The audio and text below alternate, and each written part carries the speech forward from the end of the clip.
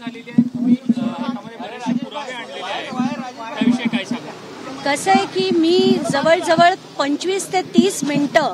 आमची भेट झाली आणि मी त्यांचं म्हणणं होतं आधी की जे जे बीडला झालंय ते अतिशय माणुसकीच्या याला काळीमा फासणारं असं कृत्य आहे आणि त्याचं मी कुठेही समर्थन करत नाही। मग माझं तेच म्हणणं होतं की मग तुम्ही राजीनामा का घेत नाहीत, तर तुम्ही पुरावे म्हणत होतात ना, ते सगळेच्या सगळे पुरावे घेऊन मी त्यांना भेटायला गेले। आज त्यांना मी दाखवलंय की कसं धनंजय मुंडे, राजश्री मुंडे आणि वाल्मिक कराड यांचे एकत्र बिझनेसेस कसे आहेत, त्यांच्या कंपन्यांमध्ये आर्थिक नफा कसा मिळतोय आणि कसं ऑफिस ऑफ प्रॉफिटमध्ये हे सगळं बसतंय आणि म्हणून तुम्ही कुठल्याही परिस्थितीत त्यांचा राजीनामा घेतला पाहिजे। त्यासाठी मी त्यांना मिनिस्ट्री ऑफ होम अफेअर्स यांनी जे डायरेक्शन्स दिले होते MLA आणि मंत्र्यांसाठी ते दाखवले। त्या व्यतिरिक्त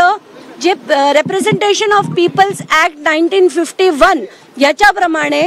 102(1)(a) आणि 191 हे 2 आर्टिकल्स ज्याच्यात सरळ सरळ लिहिलंय की कुठलाही आमदार किंवा मंत्री स्वतःसाठी किंवा त्याच्या घरच्यांसाठी आर्थिक नफा मिळवू शकत नाही। तर महाजनकोकडनं यांना कसा नफा मिळतोय हे पेपर्स दाखवले। त्यानंतर त्यांना मी त्यांची असलेली दहशत आणि त्यांचे असलेले सो कॉल्ड समर्थक, जे समर्थक नाही आहेत पण ते दहशतवादी आहेत अक्षरशः, म्हणजे त्यांनी इतक्या मोठ्या प्रमाणावर जी बीडमध्ये दहशत केली आहे त्याचे सगळेच्या सगळे फोटो रील्स अगदी शांतपणे त्यांनी बघून घेतले आणि त्यांनी असं सांगितलंय की उद्या दुपारी 12 वाजता त्यांची आणि मुख्यमंत्र्यांची मीटिंग आहे आणि त्यात हे सगळे डिटेल्स जे आज मी त्यांना कागदपत्र दिलेत ते सगळीच्या सगळी कागदपत्रांवर डिस्कशन ते उद्या मुख्यमंत्र्यांबरोबर घेतील आणि पुढचा निर्णय जो आहे तो ते घेतील।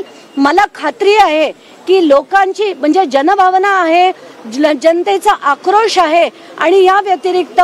खरंच ती जे कृत्य केलं गेलं ते इतकं निर्घृण होतं की